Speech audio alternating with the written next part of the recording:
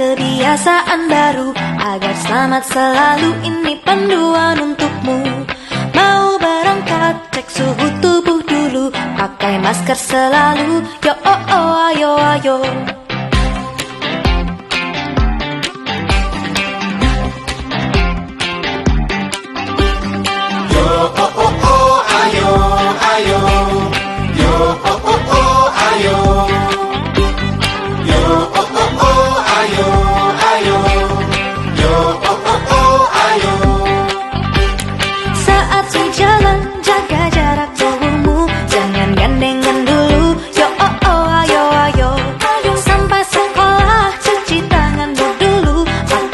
Selalu yo oh oh ayo ayo yo yo yo ayo ayo yo yo yo ayo yo yo yo ayo ayo yo yo yo ayo.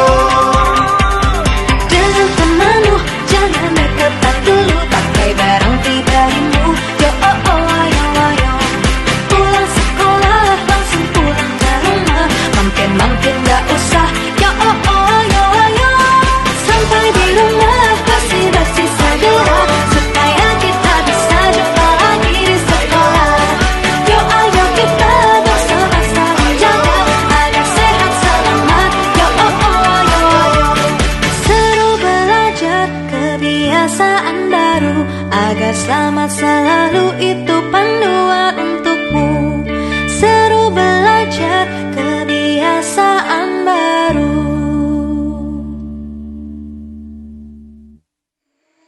Selamat pagi anak-anak. Apa kabar? Tentu baik-baik kan?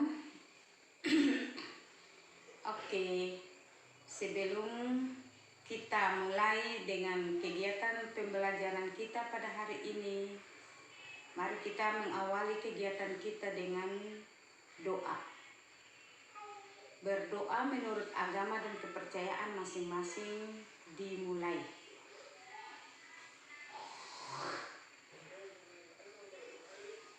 Berdoa selesai, mari kita berkenalan dulu, karena melalui perkenalan maka kita akan saling mengenal antara satu dengan yang lain, sehingga ketika kita berada di luar kompleks sekolah kita bisa menegur sapa antara satu dengan yang lain. Oke? Nama saya Ibu Ili Wagola, mengasuh mata pelajaran Pendidikan Moral Pancasila atau disingkat PPKM. Kegiatan kita di awal minggu ini kita mulai dengan materi nilai-nilai Pancasila dalam praktek penyelenggaraan pemerintahan negara. Materinya nanti akan disajikan melalui slide, dan nanti anak-anak sekalian akan mengamatinya.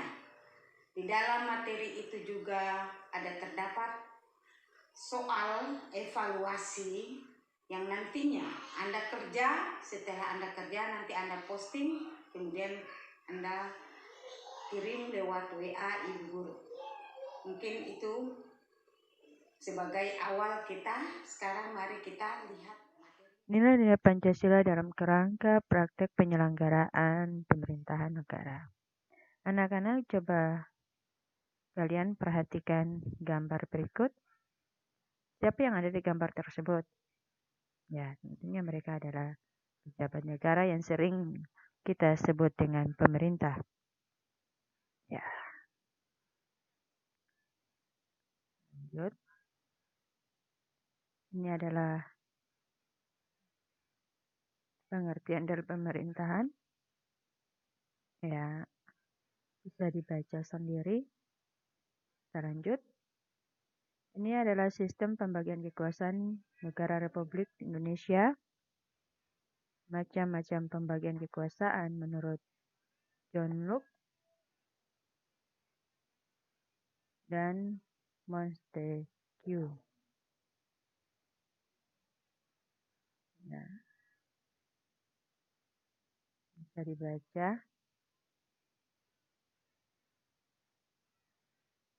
Dari yang kalian baca dan amati tadi, sekarang Ibu akan memberikan tentang tugas mandiri.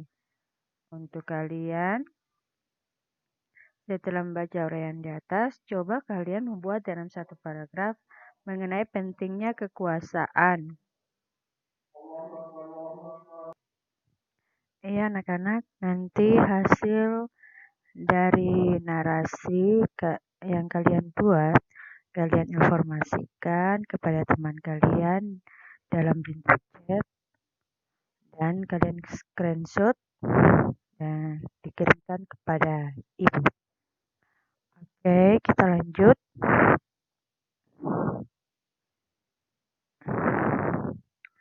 Anak-anak pernah melihat atau menonton televisi, baca koran dan melihat gambar seperti yang tertera di slide?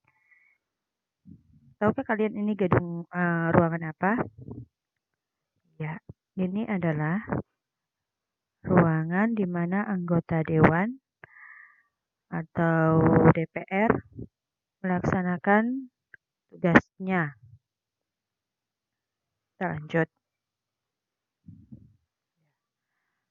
Konsep pembagian kekuasaan di Indonesia menurut Undang-Undang Dasar Negara Republik Indonesia tahun 1945 terbagi atas dua bagian, yaitu secara horizontal dan secara vertikal. Ya, secara horizontal, kekuasaan itu terbagi atas kekuasaan konstitusi, kekuasaan eksekutif, ya, kekuasaan legislatif, kekuasaan yudikatif, eksaminatif, dan yang terakhir adalah kekuasaan moneter. Kalian bisa baca sendiri di slide apa itu keenam kekuasaan itu. Ya, perlu lagi Ibu jelaskan. Sudah jelas dalam slide. Oke, kita lanjut. Nah, yang kedua adalah pembagian kekuasaan secara vertikal, yaitu pelimpahan kekuasaan dari pemerintah pusat kepada pemerintahan daerah. Yaitu yang terjadi di Indonesia sekarang ini yang kita dengar dengan istilah desentralisasi dan otonomisasi, yang mana pemerintah pusat memberikan kelonggaran atau kekuasaan kepada pemerintah daerah untuk mengatur daerahnya sendiri, ya. Kecuali ada urusan pemerintahan yang memang menjadi kewenangan pemerintahan pusat, seperti yang berkaitan dengan politik luar negeri, pertahanan keamanan, justisi, agama, moneter, dan fiskal. Itu sudah tercantum dalam Undang-Undang Pasal 18 Ayat 5 Undang-Undang Dasar 1945. Oke, kita lanjut.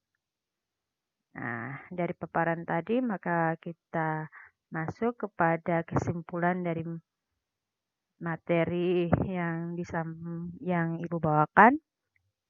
Ya. Kesimpulannya adalah bahwa macam-macam kekuasaan itu menurut John Locke terbagi atas tiga, yaitu kekuasaan legislatif, kekuasaan eksekutif, dan kekuasaan federatif. Kemudian menurut Montesquieu, kekuasaan dibagi menjadi tiga juga, yaitu kekuasaan legislatif, eksekutif, dan kekuasaan yudikatif. Sementara di Indonesia pembagian kekuasaan terbagi atas kekuasaan konstitutif, itu lembaga MPR, kemudian kekuasaan legislatif, yaitu lembaga DPR, kekuasaan eksekutif, yaitu lembaga pemerintahan, dalam hal ini presiden dan para menteri, kemudian lembaga yudikatif, yaitu kekuasaan yudikatif kekuasaan yudikatif itu lembaga Mahkamah Agung dan Konstitusi, kekuasaan eksaminatif yaitu BPK, kemudian lembaga kekuasaan moneter yaitu lembaga BI. Oke, mungkin itu saja kesimpulan dari materi yang Ibu bawakan. Dan ada oleh-oleh menarik dari pertemuan kali ini untuk kalian kerjakan di rumah, yaitu secara mandiri anak-anak tentang apa yang telah dibahas tadi. Maka Ibu punya tugas untuk dikerjakan dan dikumpulkan sebelum 1 hari sebelum pembelajaran minggu depan dimulai. Ingat, 1 hari sebelum pembelajaran minggu depan. Jadi, jangan lupa jawaban yang kalian buat difoto, dikirim ke nomor WA Ibu. Kemudian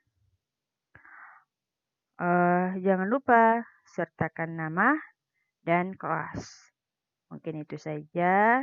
Terima kasih untuk perjumpaan kita di hari ini. Kita bertemu lagi di pembelajaran selanjutnya. Ya, setelah kegiatan mengamati materi pembelajaran, maka tibalah saatnya untuk kita mengakhiri kegiatan kita dengan menutup dengan doa. Untuk itu, mari kita berdoa menurut agama dan kepercayaan masing-masing. Berdoa mulai.